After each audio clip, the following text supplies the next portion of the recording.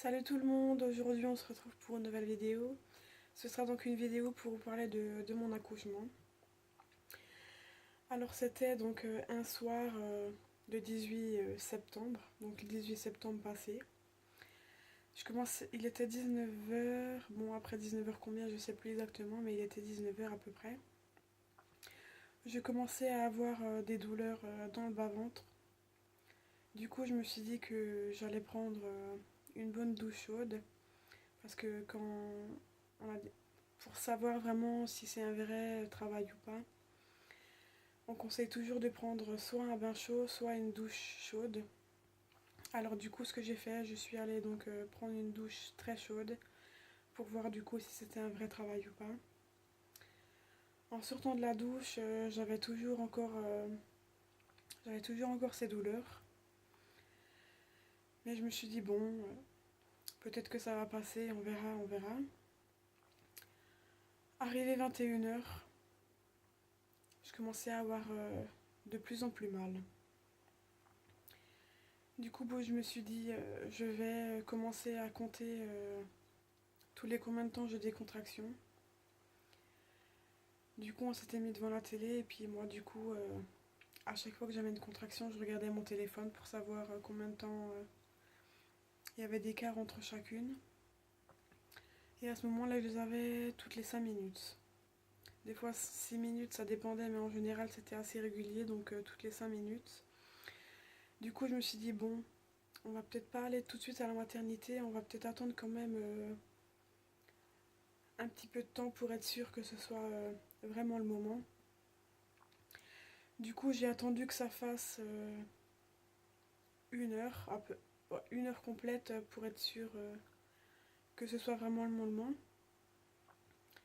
Arrivé à 1 heure, du coup, j'ai fait le point. Je me suis dit, bon, ça fait 1 heure.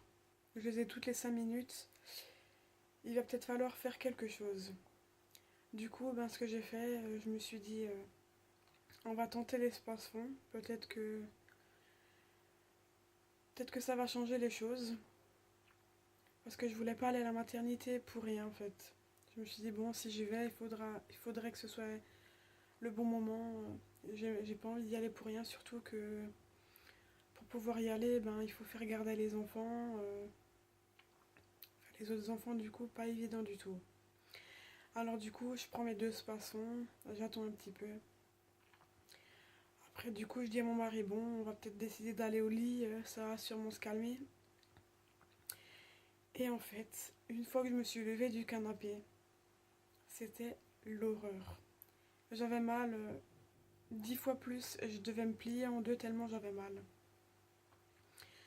C'est pas pour vous faire peur, mais c'est vraiment la réalité. J'avais vraiment très très mal. Je me pliais en deux à chaque contraction. C'était vraiment difficile. Du coup, ben, je dis à mon homme que voilà, j'allais finaliser vite fait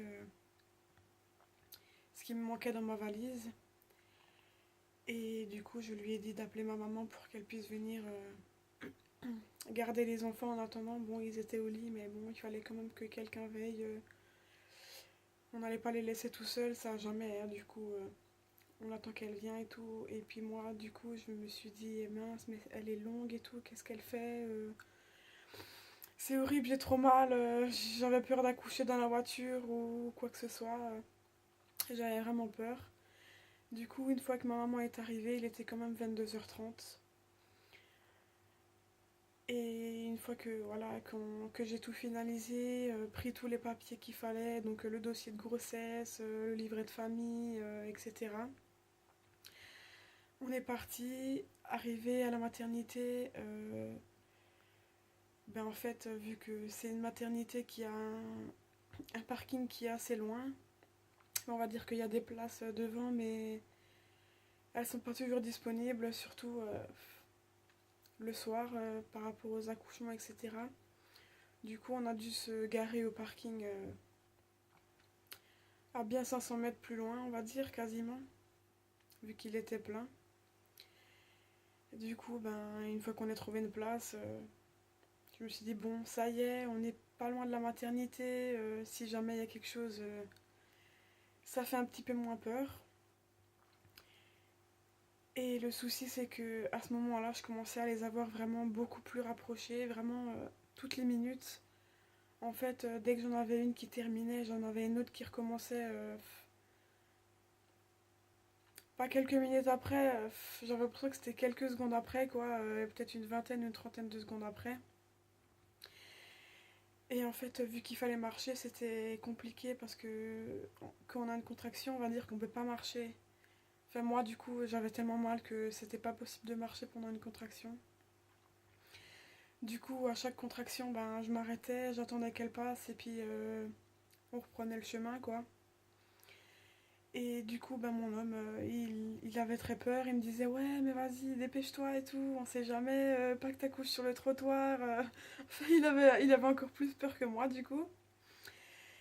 Et après, ben, du coup, une fois arrivé aux urgences, il était, ouais, 23 heures et quelques. Dans les 20, 25 à peu près. On va dire, ouais, 20. Je sonne. Et puis, du coup, elle me dit, vous êtes à combien de semaines et tout? J'ai dit, écoutez, ben, je dois accoucher, enfin mon terme c'est dans une semaine. Alors du coup elle me dit, bon, venez rentrer, etc. Ça va, vous arrivez à marcher et tout. J'ai dit, bon, ben, c'est un peu compliqué parce qu'à chaque contraction je dois m'arrêter, sinon ça va pas. Enfin, on va dire que la douleur elle est tellement forte que c'est pas possible de... Enfin, pour moi c'était pas possible de marcher, quoi. Du coup je m'arrêtais à chaque fois, elle voyait que c'était vraiment insupportable et que c'était sûrement... fait que j'étais sûrement très proche de l'accouchement. Donc ouverte à pas mal de doigts déjà, je pense. Du coup, ben, elle me dit, est-ce que vous souhaitez une péridurale? J'ai dit, écoutez, j'aimerais bien si c'est possible, mais étant donné que je savais pas encore à combien de doigts j'avais d'ouverture, c'était pas possible de savoir. Du coup, on arrive dans la salle d'examen.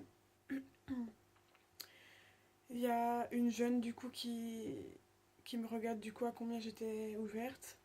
Et elle me dit, écoutez, c'est un petit peu vague, j'arrive pas trop à voir et tout, je vais appeler ma collègue pour qu'elle regarde elle-même, pour qu'elle donne son avis aussi, quoi. Du coup, ben, sa collègue, elle regarde et elle me dit, vous êtes à 7 bons doigts d'ouverture.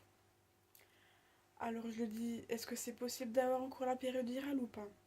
Elle me dit, écoutez, je sais pas, on va une fois descendre en salle d'accouchement et puis on verra après. Du coup, ben, il fallait que je me lève de ce lit de nouveau pour aller en salle d'accouchement. Ça devenait beaucoup plus compliqué. Parce que bon, les douleurs, elles grandissaient, c'était vraiment de pire en pire. C'était déjà énorme, mais bon, je sais pas comment vous dire, mais il faut l'avoir vécu en fait pour le comprendre. Alors du coup, ben, je me lève du lit avec le temps qu'il faut du coup parce que la douleur est vraiment difficile du coup. Quand on a mal et on doit se lever d'un lit, c'est compliqué, on a juste envie de rester posé où on est et puis et plus bouger du coup, quoi. Alors du coup, ben, je me lève de ce lit, on va en salle d'accouchement. Je commence à me préparer du coup parce qu'on n'accouche pas habillé, il faut mettre une blouse bleue, il me semble, c'était une blouse bleue. Mon homme aussi du coup il a dû mettre cette blouse, sauf que lui il était habillé et moi pas. Bref, du coup ben elle commence à me mettre la perf. Et en fait, vu que j'avais, par rapport à ma dernière prise de sang, j'avais un streptocoque B, donc c'était possible que le bébé attrape une infection. Du coup, ils ont dû me faire une injection, enfin normalement c'est 2 injections, mais moi j'ai eu le temps d'en avoir seulement une. Mais pour avoir le temps d'en avoir au moins une, du coup elle me l'a fait directement une fois allongée, pour qu'il y en ait au moins une qui soit vidée entièrement quoi, dans mon sang, pour éviter donc cette fameuse infection. Sauf que 5 minutes après, enfin 5 minutes, ouais, 5-10 minutes environ, je sais plus exactement quoi, parce que je regardais pas l'heure tous les 5 minutes. Ben, du coup, j'avais une grosse douleur. En fait, c'est la tête du coup qui commençait déjà à faire son passage. Alors du coup, elle me dit, bon, je vais regarder où ça en est. Et en fait, j'étais à dilatation complète. Sauf que du coup, j'avais toujours... Pardon. J'avais toujours la poche des os qui était en place. En fait, elle n'était pas rompue, quoi. Du coup, bah, elle me dit, ben, écoutez, on va commencer à se mettre en place et on va regarder si l'antibiotique, justement, pour l'infection est bien entièrement dans le sang. Ça, c'était bon, c'était entièrement dans le sang. Donc, ils ont commencé à se préparer pour l'accouchement.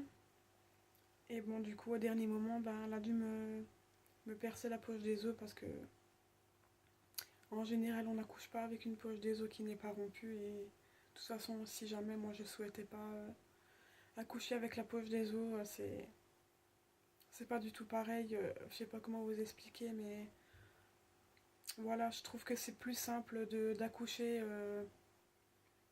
et que le bébé sort comme ça plutôt qu'avec la poche et qu'après il faut l'ouvrir, etc., quoi. Donc voilà, et je me suis mis, enfin, ils se sont préparés, se sont mis en place, etc. Puis après, ben, c'était le moment de pousser, quoi. Et puis j'ai accouché, on va dire, assez rapidement. Parce que j'ai été admise à 23h25, ce que j'ai vu sur le dossier. Et en fait, mon fils est sorti à 23h55. Alors du coup, pour eux, c'est un top record. Arriver à la maternité et accoucher dans la demi-heure, c'est vraiment... Enfin, ils y croyaient pas leurs yeux. Ils ont dit, purée, c'est quand même abusé et tout. J'ai dit, bah oui, mais en fait... c'est quand même un quatrième accouchement, donc forcément les choses en général ça va quand même plus vite. Et puis de toute façon moi je pouvais pas faire plus rapide, j'allais pas aller à la maternité avec une contraction seulement depuis un quart d'heure, enfin, c'était pas possible, il fallait quand même que je sois sûre de moi. Alors voilà, du coup mon fils il est né à 23h55 le 18 septembre, presque le 19, heureusement que c'était le 18. On va dire que voilà, c'est mieux quoi. Mais bon, ça change pas grand chose, mais voilà, 18-19, voilà, je sais pas, c'est dans ma tête, du coup, voilà. En plus, j'ai une amie, du coup, qui aussi, qui a son anniversaire le 18 septembre aussi. Du coup, voilà, c'est pour ça aussi que je préférais le 18 que le 19, quoi. Mais bon, après, c'est comme ça, voilà. Sinon, du coup, mon fils, il s'appelle Ezio. Il est né avec 3 kg 100 et 48 cm. C'était pas un gros bébé, mais bon, je me dis que voilà, j'étais pas vraiment à terme. Je pense qu'il serait resté encore une semaine dans mon bidon. Il lui aura pris facile 200 grammes à peu près. Mais bon, là, on va dire que c'était le moment. Il avait envie de sortir. Du coup, c'était le moment, quoi. Voilà, voilà. Donc, on arrive à la fin de cette vidéo. Je vous ai à peu près tout dit, je pense. Mais comme dit, si jamais vous avez des questions, n'hésitez pas à me les poser en commentaire. Je prendrai le temps d'y répondre. Ce sera avec grand plaisir d'ailleurs. Et puis voilà, donc je vais vous laisser. Et puis je vous dis à la prochaine pour une nouvelle vidéo. Ciao!